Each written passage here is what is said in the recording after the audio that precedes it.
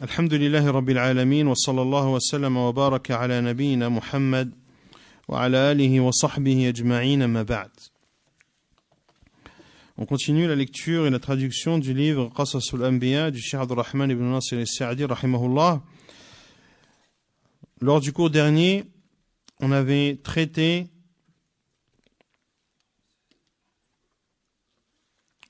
de ce qui a eu lieu lors de la 4e et la 5e année de l'Hégire, notamment la bataille de Al-Khandaq, qui est appelée également la bataille de Al-Ahzab.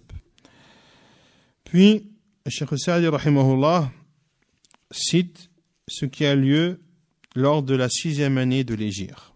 ثم في سنة 6 من الهجرة اعتمر صلى الله عليه وسلم وأصحابه عمرة الحديبية وكان البيت لا يصد عنه أحد فعزم المشركون على صد النبي صلى الله عليه وسلم عنه. Puis, lors de la 6e année de l'Hégire, le prophète sallallahu alayhi wa sallam a voulu accomplir la Umrah, lui et ses compagnons radiyallahu anhum, qui est appelée Umrat al-Hudaybiyah. Et à l'époque, personne ne pouvait être refoulé de la Kaaba. Et lorsque les polythéistes ont eu connaissance que le prophète sallallahu alayhi wa sallam voulait se rendre avec ses compagnons à la Mecque, ils ont pris la résolution et la décision de repousser le prophète sallallahu alayhi wa sallam. ولما بلغ الحديبية ورأى المشركين قد أخذتهم الحمية الجاهلية جازمين على القتال دخل معهم في صلح لحقن الدماء في بيت الله الحرام ولما في ذلك من المصالح وصار الصلح على أن يرجع النبي صلى الله عليه وسلم عامه هذا ولا يدخل البيت ويكون القضاء من العام المقبل وتضع الحرب أوزارها بينهم 10 سنين. فكره جمهور المسلمين هذا الصلح حين توهموا أن فيه غضاضة على المسلمين ولم يطلعوا على ما فيه من المصالح الكثيرة. فرجع صلى الله عليه وسلم عامه ذلك وقضى هذه العمرة في عام 7 من الهجرة. فأنزل الله في هذه القضية سورة الفتح بأكملها إنا فتحنا لك فتحا مبينا. فكان هذا الفتح لما فيه من الصلح الذي تمكن فيه المسلمون من الدعوة إلى الإسلام ودخول الناس في دين الله حين شاهدوا ما فيه من الخير والصلاح والنور. Et lorsque le prophète sallallahu alayhi wa sallam, en partant de Médine, est arrivé à Al-Hudaybiyah, et lorsqu'il a vu que les polythéistes étaient résolus à combattre le prophète sallallahu alayhi wa sallam, eh bien, il a décidé de conclure un pacte avec eux afin de préserver le sang des musulmans dans l'enceinte de la maison sacrée d'Allah. Et également car il y a derrière ce pacte de nombreux bénéfices. Et l'accord a été conclu entre le prophète sallallahu alayhi wa sallam et les polythéistes pour que le prophète sallallahu alayhi wa sallam n'accomplisse pas cette umrah, cette 6e année, mais qu'il l'accomplirait l'année suivante. Et ils se sont mis d'accord également qu'il n'y aurait plus de guerre entre eux pendant 10 années. La plupart des musulmans n'ont pas accepté et ont détesté cet accord, car ils ont pensé que c'était une humiliation pour les musulmans. Ils n'ont pas réalisé les bienfaits nombreux qui découlaient de ce pacte de l'Hudaybiyah. Le prophète sallallahu alayhi wa sallam est revenu l'année suivante pour accomplir cette umrah en l'an 7 de l'Hégire, et Allah Azza wa Jalla a révélé concernant tous ces faits qui ont eu lieu à Al-Hudaybiyah, l'ensemble de Surat Al-Fath, Surat le triomphe ou la victoire. Inna fatahna laka fathan mubina. Nous t'avons donné un triomphe manifeste. Et a découlé de ce triomphe du prophète sallallahu alayhi wa sallam de nombreux bienfaits. Notamment les musulmans ont eu la possibilité d'appeler à l'islam et les gens ont embrassé la religion d'Allah subhanahu wa ta'ala en grand nombre lorsqu'ils ont constaté le bien et la réforme que cette religion apportait. Donc ici, Cheikh Saadi rahimahullah, dans ce livre qui se veut résumé, bien sûr, ne cite pas tous les détails qui ont lieu durant le pacte de l'Hudaybiyah, ceci car le livre de Cheikh Saadi se veut court et concis. Et pour donner un peu plus de détails sur ce qui s'est passé en cette année 6 de l'Hégire, le prophète alayhi salatu wassalam est où? À la Mecque ou à Médine? À Médine. Il a fait la hijra et la bataille de Al-Ahzab s'est terminée. Et le prophète alayhi salatu wassalam a vu en rêve que les musulmans allaient entrer à la Mecque, les cheveux rasés, en étant en sécurité. Et le prophète alayhi salatu wassalam a informé les croyants de cette bonne nouvelle. Il leur a annoncé cette nouvelle qu'ils allaient entrer à la Mecque, les cheveux rasés. Et quand on dit les cheveux rasés, c'est que les rites sont terminés.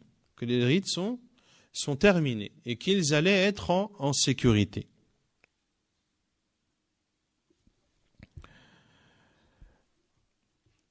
Le prophète sallallahu alayhi wa sallam a donc décidé de partir accomplir la Umrah, accompagné de nombreux de ses compagnons radiyallahu ta'ala anhum. Et le prophète alayhi salatu wa sallam est sorti au début du mois de Dhul Qa'dah, de l'année 6 de la Hijra. Le prophète alayhi salatu wa sallam a pris avec lui la bête qu'il allait sacrifier.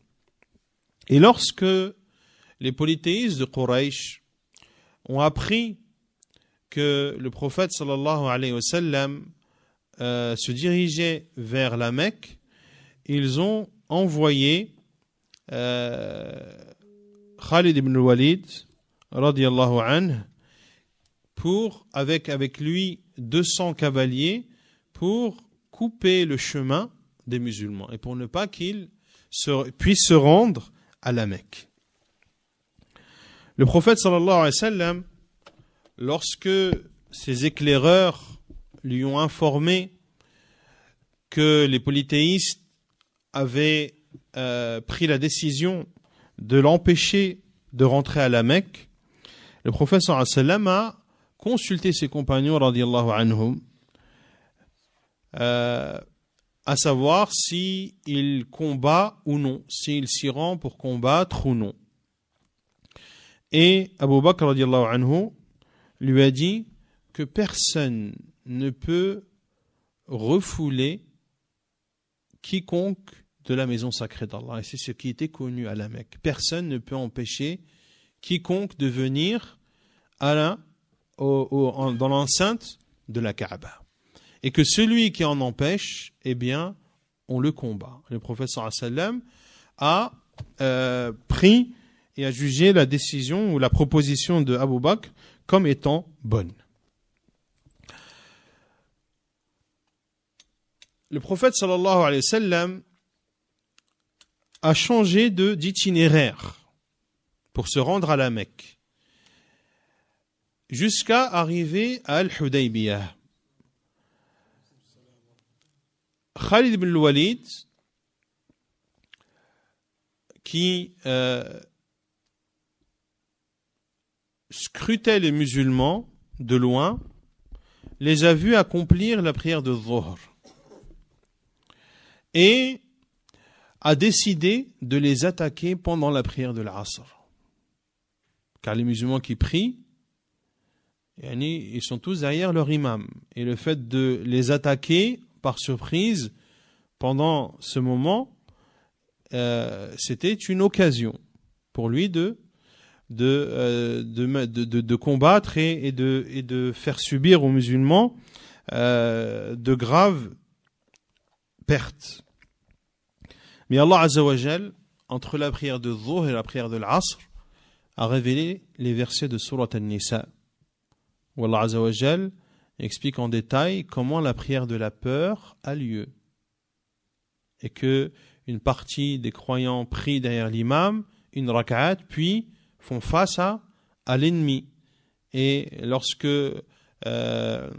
ils ont prié la première rak'at, ils vont face à l'ennemi. Et lorsque ceux qui ont commencé la prière et terminent la deuxième rak'at, car la prière de la peur est constituée de deux rak'at, eh bien ceux qui ont terminé la prière font face à l'ennemi, et ceux qui étaient face à l'ennemi reviennent pour terminer leur deuxième rak'at. À la kulli hal, il y a plusieurs façons d'accomplir la prière de la peur. On les avait toutes détaillées. On avait notamment cité la parole de l'imam Ibn al-Qayyim rahimahullah dans Zad al-Ma'ad.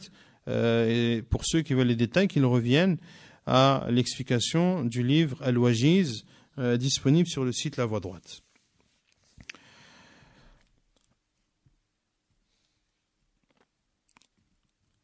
Puis, les polythéistes ont envoyé des émissaires pour engager le dialogue avec le prophète sallallahu alayhi wa sallam. Et le prophète alayhi salatu wa sallam, sa réponse était toujours la même, que nous nous rendons à la Mecque non pas pour combattre, mais pour accomplir la Umrah. Et quiconque nous empêchera de le faire, nous le combattrons. C'était le message que le prophète sallallahu alayhi wa sallam donnait à l'ensemble des émissaires envoyés par Quraysh. Ils en ont envoyé plusieurs, jusqu'à envoyer Urwa Ibn Mas'ud al-Thaqafi, qui a essayé de dissuader le prophète sallallahu alayhi wa sallam en lui disant que s'il y avait un combat, que ses compagnons allaient le délaisser et qu'ils allaient l'abandonner. Et Abu Bakr radiyallahu anhu s'est énervé, il lui a répondu avec force. Urwa qui manquait de respect envers le prophète sallallahu alayhi wa sallam, car lorsqu'il lui parlait, il touchait sa barbe. Et Al-Mughira ibn Shu'bah le tapait avec la poignée de son épée en lui disant « Laisse la barbe du prophète sallallahu alayhi wa sallam ». Et lorsqu'il est revenu vers Quraysh pour leur faire le rapport de ce qui a lieu, c'est là où il leur a dit qu'il n'a jamais vu, qu'il a vu énormément de rois et de gouverneurs, mais qu'il n'a jamais vu une chose comme celle-ci. Les compagnons du prophète sallallahu alayhi wa sallam qui ont un respect immense envers le prophète sallallahu alayhi wa sallam. Il n'y a pas un crachat que le prophète sallallahu alayhi wa sallam fait sans qu'il n'atterrisse dans la main d'un des compagnons radiyallahu anhu qui essuyait avec son visage. Il s'entretuait presque pour récupérer les restes des eaux de l'eau de l'ablution du prophète sallallahu alayhi wa sallam. Et lorsqu'il leur parle, ils sont toutes têtes baissées, tout oui, en écoutant attentivement les recommandations et les ordres du prophète sallallahu alayhi wa sallam. Et lorsque Quraysh on leur a apporté que les compagnons du prophète sallallahu alayhi wa sallam étaient ainsi, ils savaient que c'était des hommes fidèles et que s'il y avait combat, eh bien que le combat risquait d'être difficile. Le prophète sallallahu alayhi wa sallam a ensuite envoyé Uthman ibn Affan comme émissaire chez Quraysh. Ils ont essayé d'amadouer Uthman radiyallahu anhu en lui disant « Tu peux faire le tawaf si tu veux ». Et Uthman radiyallahu anhu a refusé, a dit « Non, je ne vais pas faire le tawaf autour de la Kaaba alors que vous l'empêchez au prophète sallallahu alayhi wa sallam. Et par la suite, ils ont décidé d'emprisonner Uthman jusqu'à se consulter entre eux et savoir quelle est la décision qu'ils allaient finalement prendre. Le prophète sallallahu alayhi wa sallam, en voyant que Uthman ne venait pas et que le temps commençait à passer et que les rumeurs commençaient à courir, à savoir que Uthman radiallahu anhu a été tué par les polythéistes de Quraysh. Or, lorsque l'on tue un émissaire, cela revient à déclarer la guerre. Cela revient à déclarer la guerre. Le prophète alayhi salam a alors demandé à ses compagnons de lui prêter allégeance. De lui prêter allégeance, de combattre à ses côtés et de ne pas tourner dos au combat et de ne pas fuir. Ils ont prêté allégeance au prophète sallallahu alayhi wa sallam. Et pendant qu'ils étaient, et le prophète sallallahu alayhi wa sallam a saisi sa main par l'autre pour montrer et a dit sallallahu alayhi wa sallam hadihi li Uthman, que ceci est le pacte d'allégeance de Uthman, que si Uthman était là, il l'aurait fait, le prophète sallallahu alayhi wa sallam l'a fait à sa place. Puis Uthman radiallahu anhu est revenu. Et lorsque Quraysh ont su que les compagnons du prophète sallallahu alayhi wa sallam avaient fait ce pacte d'allégeance qui est appelé Bay'at al-Ridwan, notamment cité dans Surat al-Fath, ils ont eu peur. Et ils ont envoyé Suhail. Ils ont envoyé Suhail pour discuter avec le prophète sallallahu alayhi wa sallam et pour trouver une solution.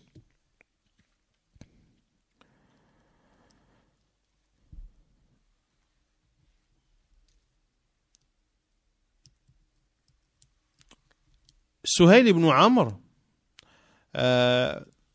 lorsqu'il est venu vers le prophète sallallahu alayhi wa sallam, se sont mis d'accord sur différents points.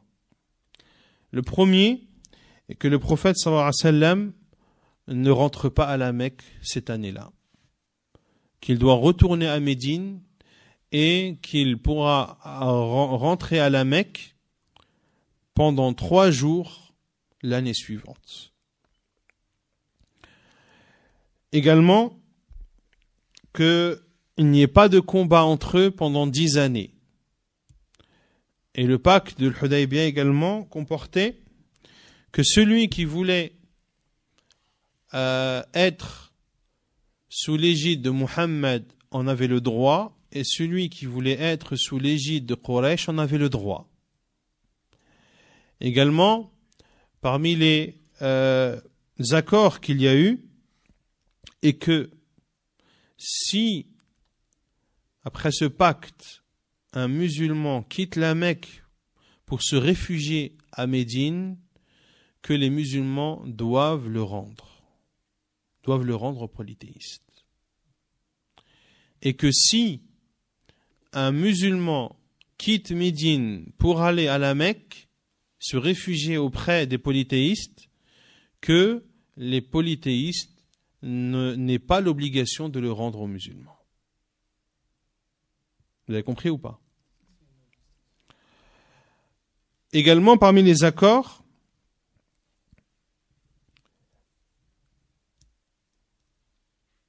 non. Et le prophète sallallahu alayhi wa sallam a demandé à Ali d'écrire. Lorsque Ali a écrit Bismillah ar-Rahman ar-Rahim, Suhail ibn Amr lui a dit: je ne connais pas Rahman, dis Bismikallahum. Et lorsqu'il a écrit Muhammad Rasulullah, il a dit: si nous savions que c'était l'envoyé d'Allah, nous ne serions pas ici en train d'écrire un pacte. Écrit Muhammad ibn Abdillah. Ali radiallahu anhu a refusé d'effacer Muhammad Rasulullah. Le prophète sallallahu alayhi wa sallam a lui-même effacé. a lui-même effacé et a dit à Suhail, Ana Rasulullah wa in kadhabtumuni. Je suis l'envoyé d'Allah, même si vous me traitez de menteur. Avant même que le pacte soit signé, Abu Jandal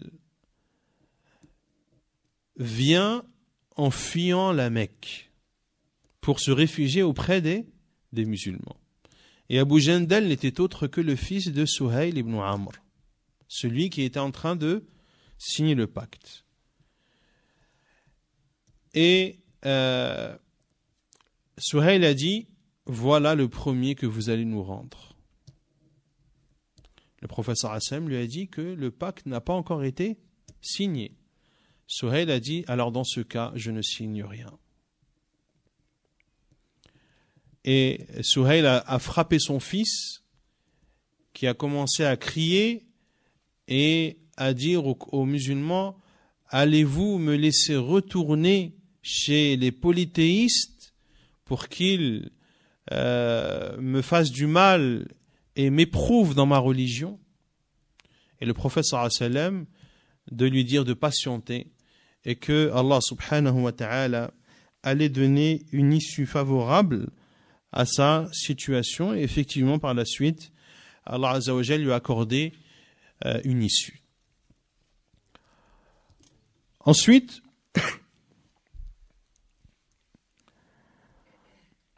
le prophète sallallahu alayhi wa sallam a ordonné à ses compagnons de se désacraliser et que chacun sacrifie la bête qu'il avait avec lui.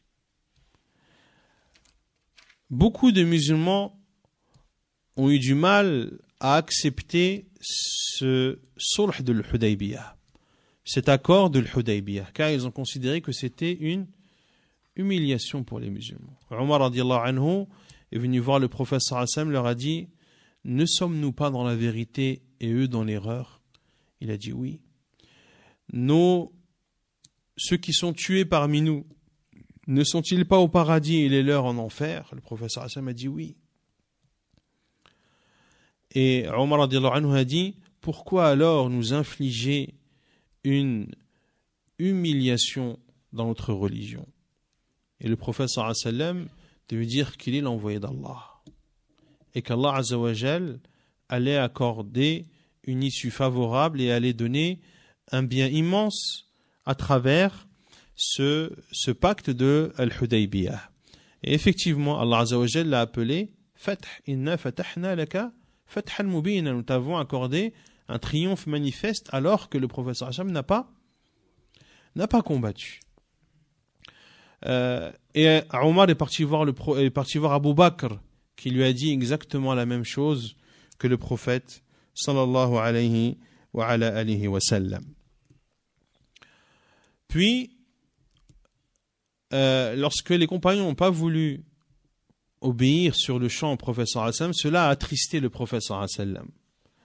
Et il a demandé conseil à son épouse Salama radiyallahu anha, qui a suggéré au prophète sallallahu alayhi wa sallam de sortir et de sacrifier sa bête devant eux et de se raser la tête devant eux. Et que s'ils faisaient cela, ils allaient tous le suivre et le faire. Et effectivement, c'est ce que le prophète sallallahu alayhi wa sallam a fait et c'est ce que ses compagnons ont fait par la suite. Puis le prophète sallallahu alayhi wa sallam est retourné à Médine. Et pendant cette période, Abu Basir s'est sauvé de la Mecque pour aller se réfugier à Médine. Les polythéistes de Quraysh ont envoyé deux hommes pour aller demander au prophète sallallahu alayhi wa sallam de leur rendre, conformément au pacte qu'il y avait entre eux.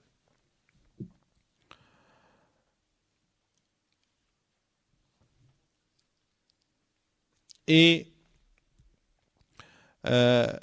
lorsque les deux sont arrivés, le prophète sallallahu alayhi wa sallam leur a rendu. Et sur la route du retour, Abu Basir en a tué un des deux polythéistes. qui l'accompagnait vers la Mecque pour le rendre polythéiste. Et l'autre est revenu vers le prophète sallallahu alayhi wa sallam pour dire que l'un a été tué et que lui a réussi à s'échapper. Puis Abu Basir est parti, s'est enfui pour se réfugier au niveau de la côte, de la mer Rouge. Abu Jandal, qui a été rendu aux polythéistes avant même que le prophète sallallahu alayhi wa sallam ne signe le pacte, a réussi à se sauver de la Mecque et est parti rejoindre Abu Basir dans l'endroit où il était sur la côte.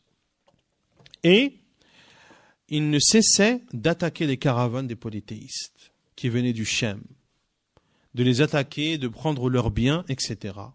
Jusqu'à ce que les polythéistes de la Mecque en ont eu marre et ont demandé au prophète sallallahu alayhi wa sallam d'accueillir ces deux personnes à Médine, et que tous ceux qui quitteraient la Mecque pour se réfugier chez les musulmans à Médine, il ne leur demanderait plus de les rendre et de les restituer. Et ainsi Allah Azza wa Jalla a permis à ce que le cas des faibles, de ceux qui quittent la Mecque pour se réfugier auprès des musulmans à Médine, que leur cas soit définitivement résolu et qu'il n'ait plus que le prophète sallam n'ait plus à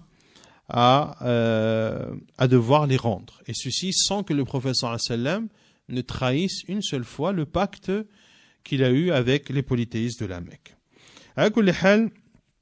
Dans ce sulh de l'Hudaybiyah, il y a eu énormément de biens, notamment lorsque le prophète sallam en l'an 7 de l'Hégire, a accompli la Umrah, Umratul Qada, qui est appelée Umratul Qada ou Umrat al-Hudaybiyah, dans lesquels les musulmans sont entrés à la Mecque et dans lesquels ils sont restés plus de 3 jours, dans lesquels ils pouvaient appeler à l'islam en toute sécurité et en toute liberté.